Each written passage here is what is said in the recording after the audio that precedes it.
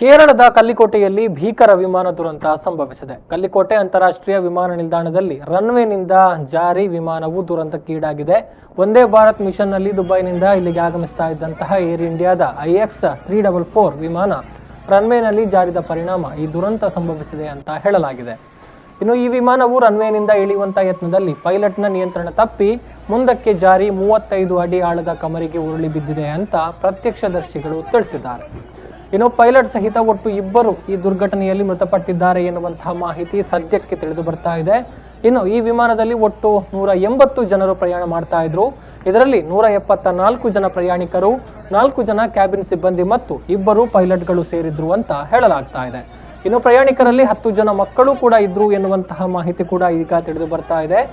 ಘಟನೆಯ ಮಾಹಿತಿ ಲಭಿಸ್ತಾ ಇದ್ದಂತೆ 24 ಆಂಬ್ಯುಲೆನ್ಸ್ಗಳು ಈಗಾಗಲೇ ಘಟನಾ ಸ್ಥಳಕ್ಕೆ ದೌಡಾಯಿಸಿದೆ. ಇನ್ನು ಜಿಲ್ಲಾ ವಿಪತ್ತು ನಿರ್ವಹಣಾ ಪ್ರಾಧಿಕಾರ ಕೂಡ ಘಟನಾ ಸ್ಥಳದಲ್ಲಿ ಪರಿಹಾರ ಕಾರ್ಯಾಚರಣೆಯನ್ನ ಕೈಗೊಳ್ಳುತ್ತಾ ಇದೆ.